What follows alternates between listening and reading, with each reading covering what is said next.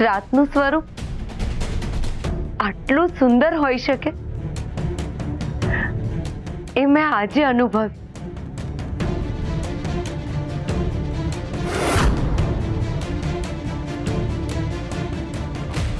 બાકી આમની સાથે દરેક રાત બિહામણી અને કષ્ટદાયક જ રહી છે.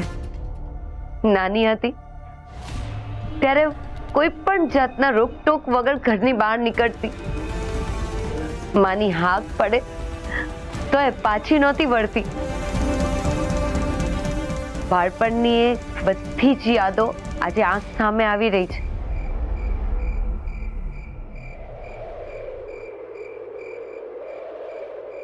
કાનુડા, કાંઈક એવું કર કે આ રાત ક્યારેય ન વીતે. ધર્વેણી,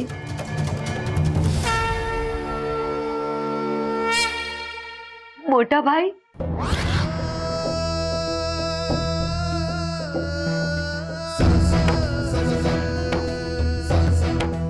હે મહાદેવ, તારો પાડ માનું એટલો ઓછો છે.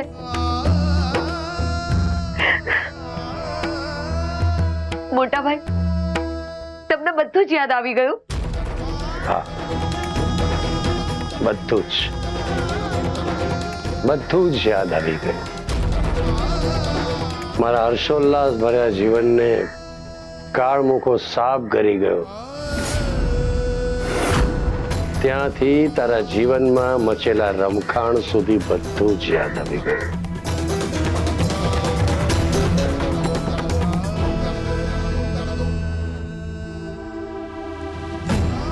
राधे कृष्ण कृष्ण राधे कृष्ण कृष्ण भजिए रे.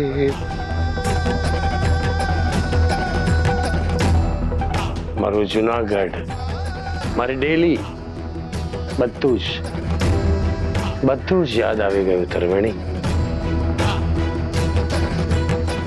પણ મોટા ભાઈ, આ ચમત્કાર થયો કેવી રીતે? पर्वत काका,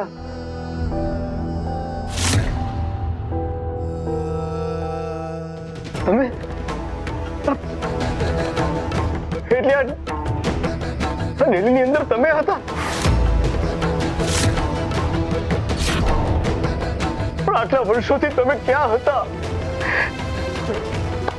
મહાદેવ, પર્વત કાકા,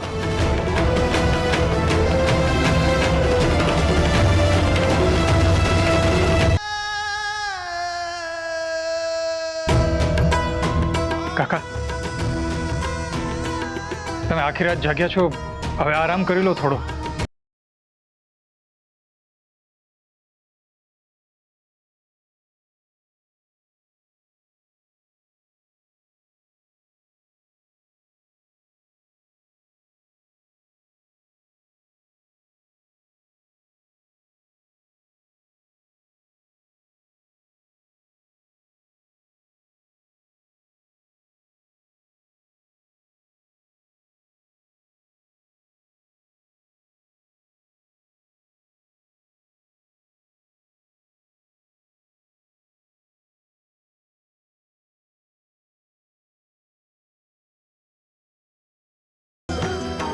આવો કાકા.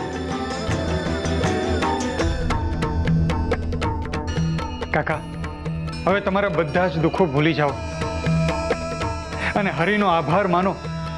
એમની કૃપાથી એને તમારી સ્મરણ શક્તિ પાછી આવી ગઈ. રાધે કૃષ્ણ.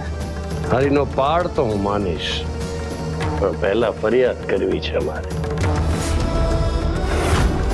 કે 5 વર્ષથી જીવન જીવવા માટે જજુમી રહ્યો હતો. મારી માનસિક બીમારીથી છૂટવા માટે મરણીય પ્રયાસ કરતો હતો. તો એ સમયે એણે તને મારી પાસે કેમ ન મોકલ્યો? અને મારે તારી પાસે શું કામ આવવું પડે? હરિને ફરિયાદ કરવી એ તો દરેક વ્યક્તિનો અધિકાર છે. તમે ફરિયાદ કરજો, પણ મને એવું લાગે છે કે વિધિના વિધાનમાં આટલો વખત તમારા માટે પીડા ભોગવવાનું લખ્યું જ હશે. પહેલો હરિભક્ત એવો જોયો કે ભાઈબંધનો પક્ષ લેતો હોય એ રીતે હરિનો પક્ષ લે છે. એમના હરી માટે કાંઈ નહીં કહેવાનું. ધન્ય છે તારી ભક્તિ, તારા ભજન, તારા શબ્દો, તારી લાગણી, તારી ઊંઘ.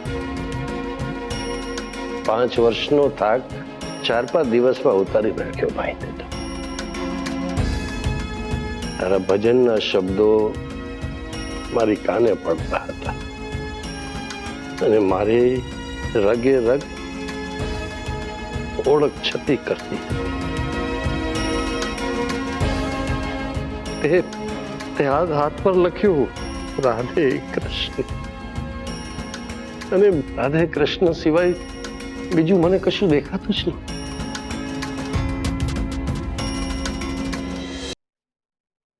જુનાગઢમાં પહેલી વાર જોયો મેં તને. ચોક્કસ કોઈ પરોપકારી જીવ નું સંતાન લાગે છે. કોણ છે?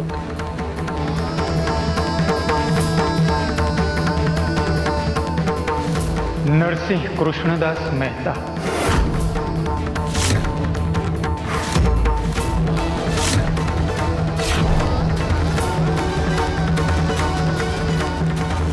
અમારા પત્ની માણેક અને તમારો પૌત્ર શામળ.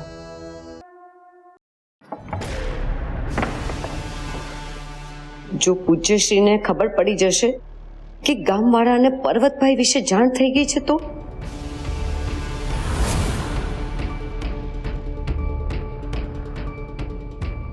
જો કે મારા સિવાય એમને કોઈ મળે જ નહીં તો ખબર પડવાનો પ્રશ્ન જ નથી. હું જ પહેલા એમને મળીને વાત કરીશ, પછી એમને જે કરવું હોય.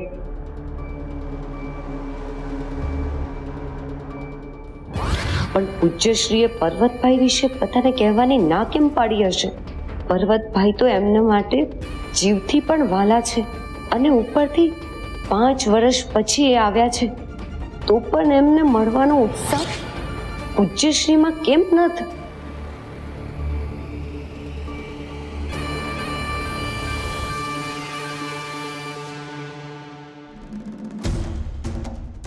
અને હવે તો પર્વતભાઈ બધાને ઓળખતા થઈ ગયા છે, એમને બધું યાદ આવી ગયું છે.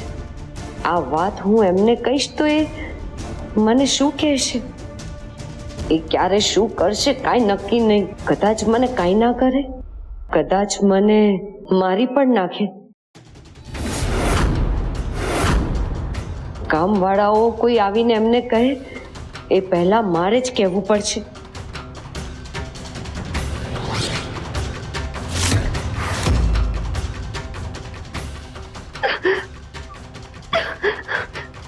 ભાઈ ભાઈ ભાઈ, ડગલે જે પગલે એમની સામે આવું છું તો ભય જ લાગતો હોય છે. ભય સિવાય બીજું કાંઈ મળ્યું જ નથી. અરે હું તમને બધાને કઈ કઈ થાકી ગયો, તમે માનતા કેમ નથી? પર્વત કાકા આયા છે, તમે બધા મારી વાત માનતા કેમ નથી? પર્વત કાકા તમે ઉભા રહો. પર્વત કાકા,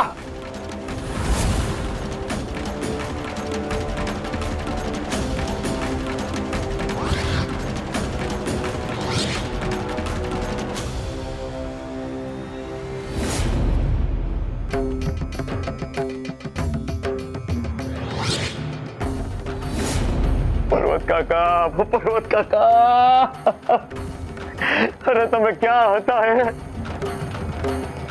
હે મહાદેવ, તમને જોઈને એટલી ખુશી થાય છે મને, એટલી. પર્વત કાકા બહુ ખુશી થાય છે મને, બહુ ખુશી. તમે જોયા કે નહીં અમને? મને પગે લાગવાની જરૂર નથી. હું ભગવાન નથી તમારા પૂજ્યશ્રીની જેમ.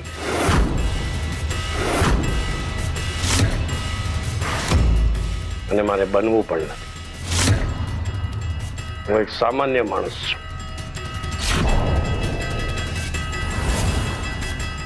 હવે મને આખી વાત સમજાય છે. આ નરસિંહ આટલા દિવસોથી આ ઓરડીની બારે કા નહોતો આવતો? નરસિંહે પર્વત કાકાને ગોમથી રાખ્યા હતા.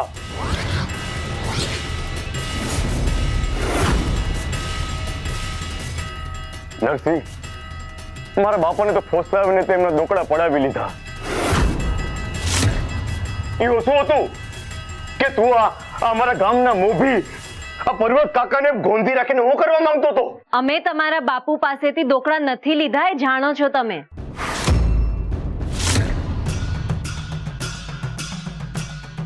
જુઓ, તમને માફી મળી ગઈ છે એટલે સાબિત કરવાનો ન કરવાનો કોઈ અર્થ રહેતો જ નથી, એટલે હું કાંઈ બોલતો નથી.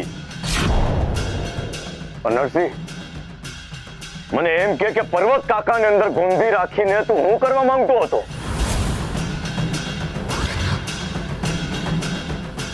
અરે, આ એમની હાલત જોતા તો મને એવું લાગે છે કે તારો ઈરાદો એમને મારી નાખવાનો હતો.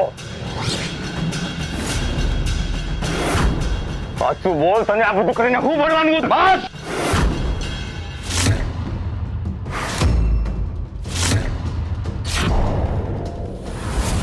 ખબરદાર જો મારા નરસિંહને હાથ પણ લગાડ્યો છે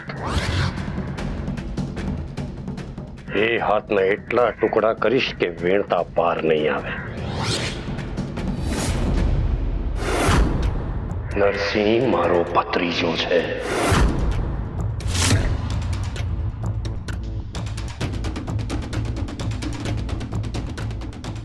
મારા ભાઈ કૃષ્ણદાસનો દીકરો.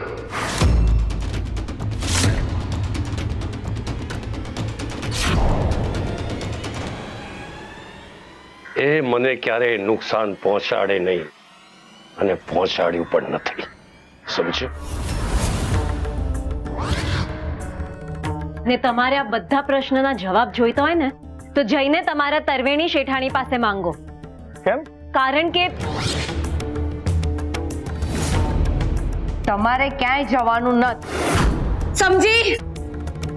જમવાનું લઈ આવી છું. પણ અમારે અહીં નથી રહેવું. રહેવું પડશે. પૂજ્યશ્રીનો હુકમ છે. જો હુકમ નહીં માનવામાં આવે તો તમારા બધાના જીવ જોખમમાં મુકાશે.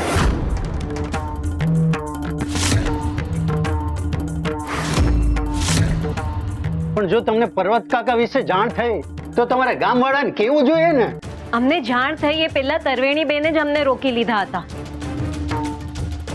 અને બારણું પણ બહારથી બંધ કરી દીધું હતું. એ સવાર સાંજ અમને જમવાનું આપીને જતા પણ અમને બહાર પણ ન નીકળવા દેતા.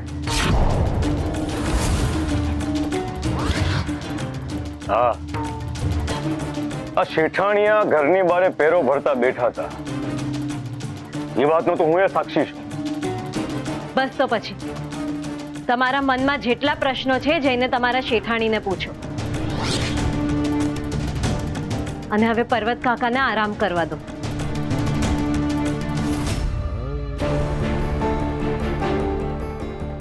ચાલો પર્વત કાકા.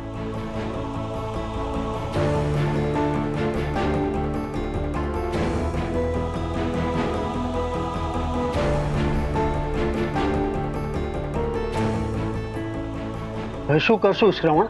પૂજ્યશ્રી ધ્યાન અવસ્થામાં બેઠા છે, એ વાતનો ફાયદો ઉપાડીને શેઠાણી એમની મરજી મુજબનું વર્તન કરી રહ્યા છે. હવે તો પૂજ્યશ્રીને ધ્યાન અવસ્થામાંથી જગાડવા જ પડશે. આનું પરિણામ બહુ ભયાનક આવી શકે છે શ્રવણ. જાણું છું, પણ જ્યારે ઘરનો ભેદી જ લંકા બાળવાની તૈયારી કરતો હોય તો એનાથી વધારે ભયાનક બીજું શું થઈ શકવાનું છે?